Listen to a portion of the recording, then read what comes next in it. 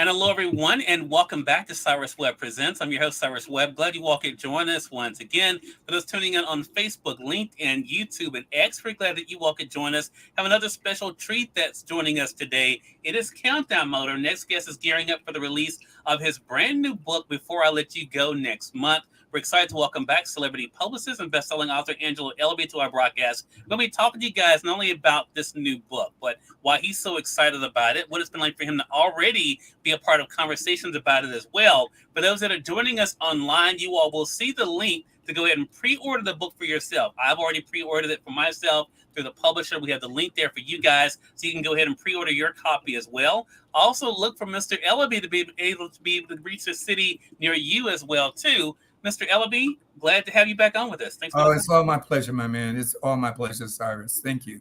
Well, look, I'm excited about this. You know, this is your project, but it's been great seeing the support and the love that you've been getting. I've been seeing the pictures of you. You know, you've been out there talking with people about it. How does it feel to be getting ready for the release of the book next month? I'm very, very, very excited. I'm overwhelmed with the kind of responses that I'm getting on this book. I am so very thankful to people like yourself and my social media master, Gerard Harmon, and my whole entire team has been working extremely hard. We are seeking to take the form of a New York Times bestseller, and so my team has been working extremely hard. And it's people like you that makes the difference in us reaching our goal. So I say thank you to you. Well, look, it's my pleasure. I'm glad to be able to do whatever I can, and I'm glad to help spread the word about it as well, Mr. Ellerbee. Mr. Ellerbee, you have had so many milestones in your career. As I mentioned in my introduction, you are a celebrity publicist. People know you for the work you've been able to do in the entertainment industry, but also through your book, like The Sense of Success, right? You talked about your own roadmap to how you got where you are. What has it been like for you, Mr. Ellerbee, to share that now with all of us? Well, it's great. And it's an overwhelming feeling that I have that I'm able to lay down a foundation, a template of what I went through my life as a young man and where I'm at this stage of the game. I ask everyone to be original, to be who they are. Feel free at who you are. Don't be afraid to tell somebody, this is me and I'm okay. I tell the story only because I want young people to understand that it's not a cup of instant coffee, but it's brewed coffee that will lead you.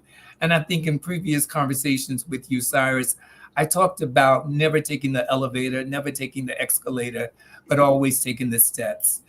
Each step that I take in my life is a learning experience, good, bad, and indifferent. With my 55 years of being in the music industry, I've had 2 or 3 setbacks, and those setbacks really woke me up to understand what I have to do in order to recover from the setbacks. I filed bankruptcy twice, and in that, it gave me a clear understanding that I got to work harder. I have to be progressive. I cannot let anyone stand in the way of my success. No one should ever block your blessings. So from that, I have the vigor, I have the strength and the energy to conquer all of my goals. And so it's just been a wonderful, wonderful reward to stay in the race. It's not important that you win every race. It's just important that you stay in the race and eventually you will win. And in His time, in God's time, you will win and seek your apex of your success. Mr. Ellerbee, and you also in your book I referenced earlier, A Sense of Success, but also you've talked about it also in public as well, about the role of your mother. Both of us have had very strong mothers, and I know that's played a big role in your life. Talk to us about what it's been like for you to have people like your mother who have not only shown you what's possible, but also instilled in you your own possibilities. Well, my mother was a phenomenal, phenomenal lady. She wasn't just my mother, but she was the mother of 6 other children. And she gave us all the same ingredients: to work hard, to believe in God, and know that our directions of life was the center of Him. And all we needed to do is keep praying, be faithful, and work very, very hard at your game. My mother was a institution in my life. She stood firm like bricks, and she wanted to me to grow up to be not just great, and she told me I was great because I was her child. She didn't want me just to be greater. She wanted me to be the greatest of what I want to do in life. And so I'm still working towards being the greatest. And with my mother's blessings and with my family's blessings, I'm able to feel good about the various challenges and successes of my career. I keep moving forward. Upward mobility stands very tall in my life. Now that my mother has passed, she has passed in that sense, in those sense of the words, but her spirit lives with me. And I remember almost every single thing that she taught me from a child to an adult. And it was believe in yourself. And I want you to be authentically you. I want you to be nobody but you. I don't want you to change your life because you've met kings and queens. You've been around the world 3 or 4 times. That means absolutely nothing. It only means something to you. Be who I birthed you to be. Be Angelo Ellerbee. And so I live by that. And I try to tell all my constituents, my friends, the same thing. Be who you are. Be original. We have too many duplicates in life. Yeah. Be yourself. Yeah. It's so interesting here you say that, Mr. Ellerbee, especially in the industry that you're in, where so many people are trying to be the next X, Y, or Z, right? That authenticity is so important. I want to share my screen with our audience as we talk about the new book, Mr. Ellerbee, because it was something that struck me when I was prepping for this segment with you.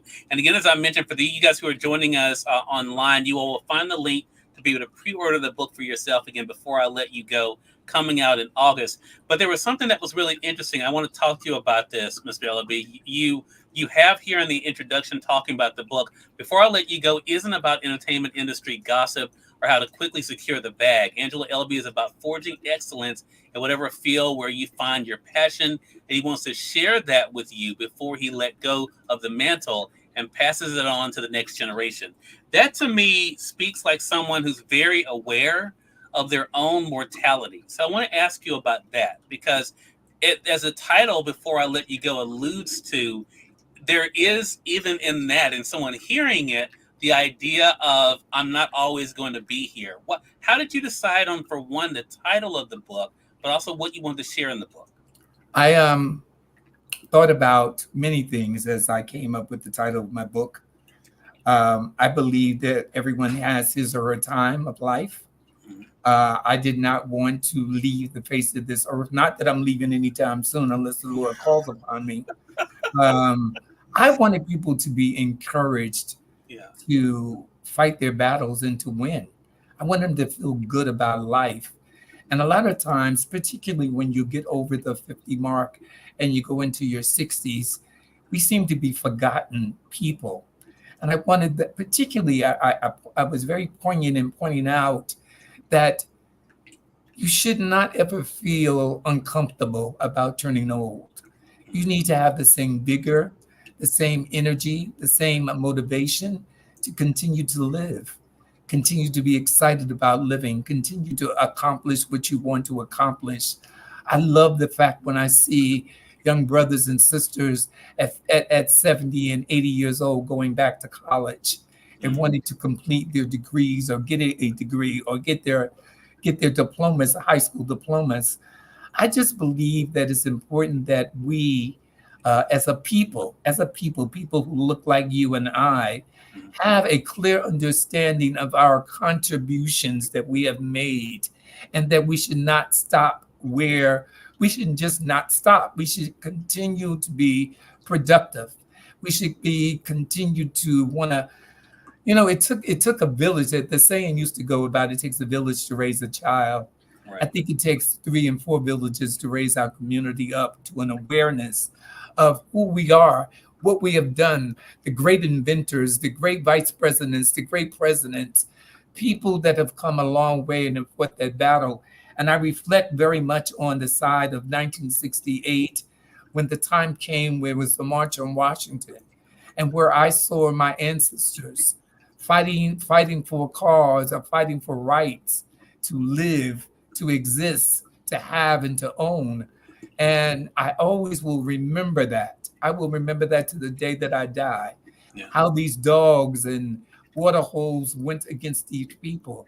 Yeah, I think it's really important that we fall romantically in love with who we are and remember our history and know our history and be able to fight for our history, particularly when it comes down to our presidential election. This is going to be a very trying time for us as a people to try to unite. I want us to unite, to come together as one and fight that fight for what we believe that is right for our people.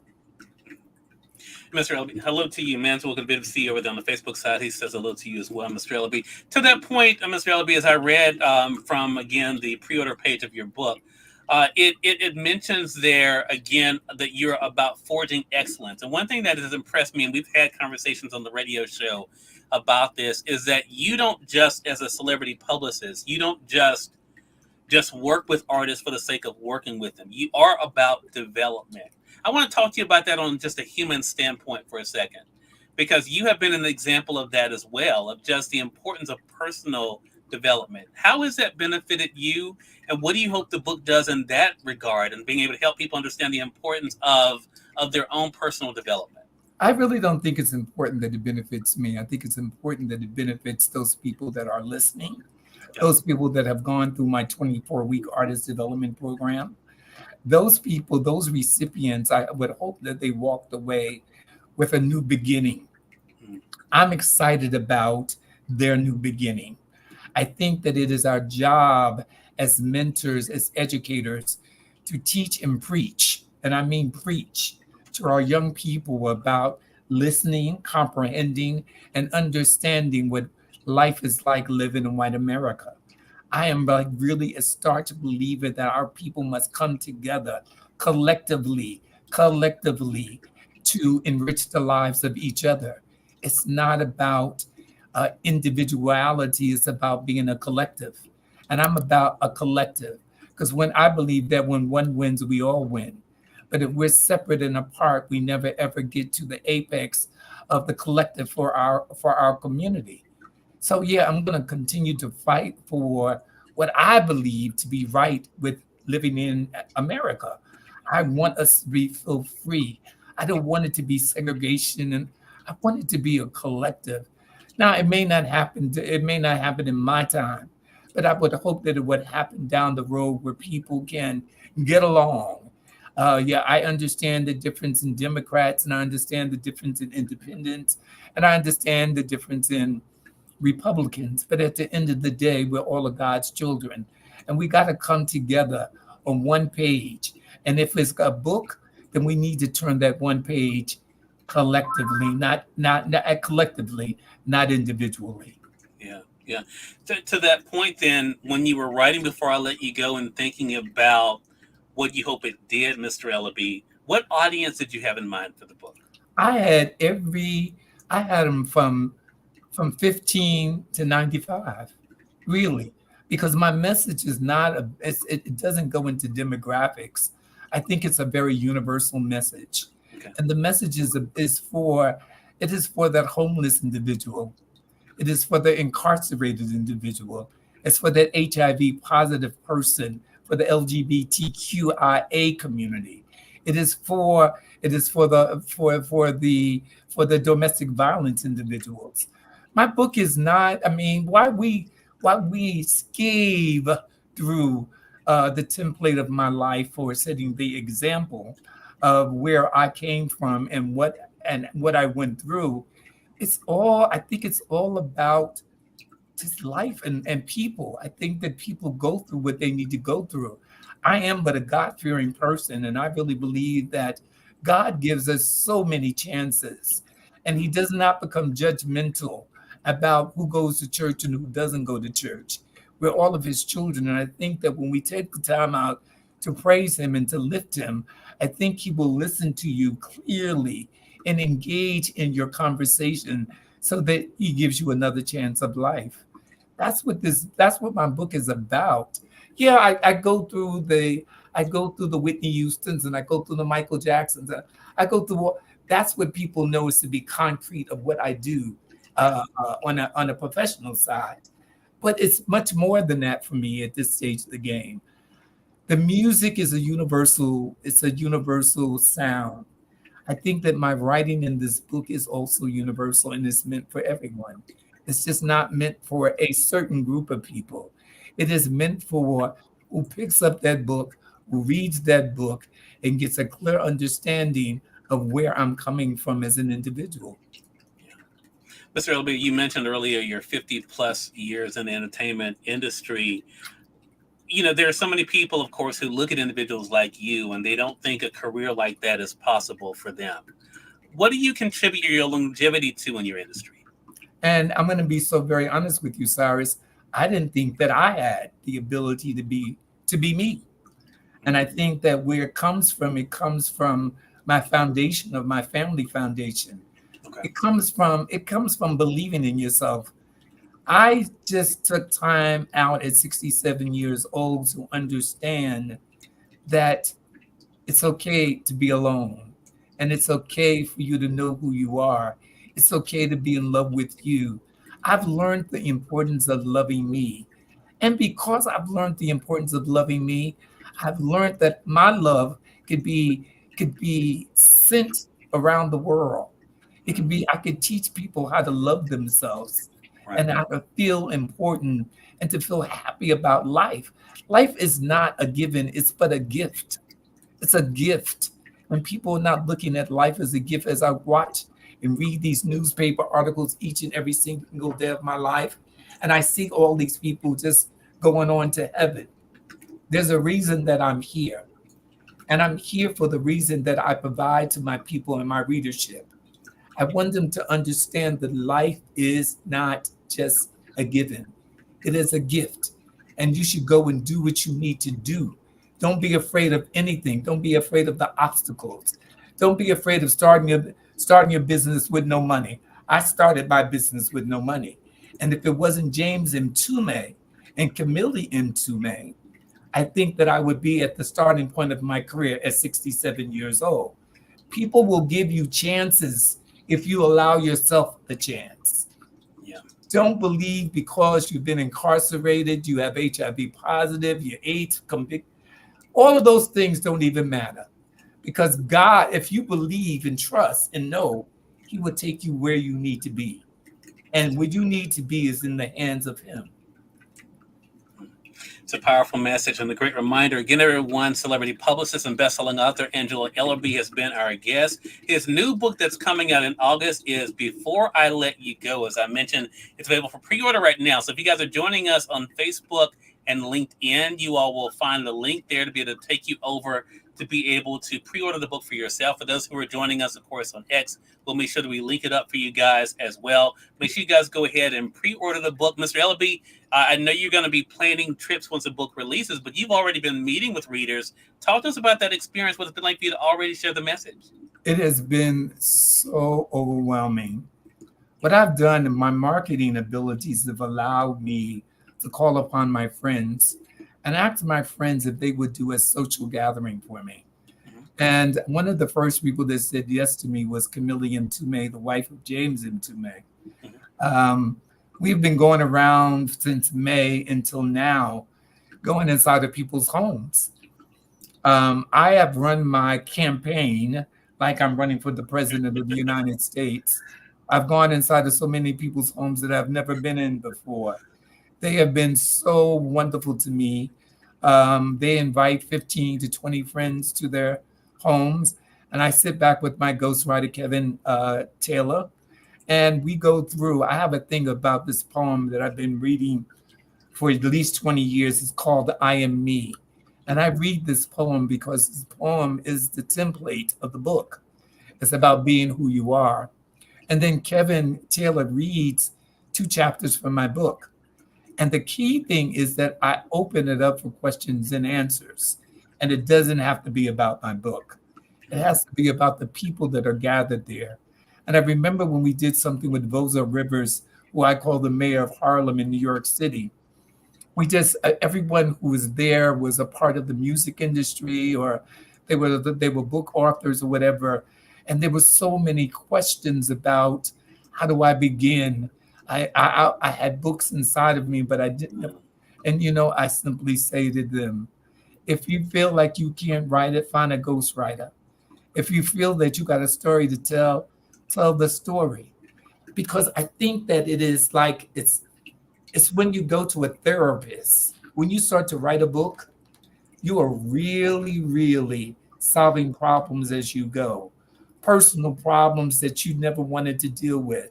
But when you start to write, there's somebody else out there that is feeling that it has the same blockage, that has the same kind of venom inside of them, that has the same love inside of them.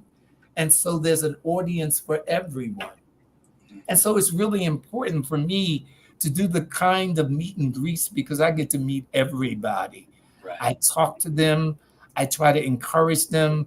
I tell them all the things that I've gone through in my life so that they would understand that it's not just them, it's us.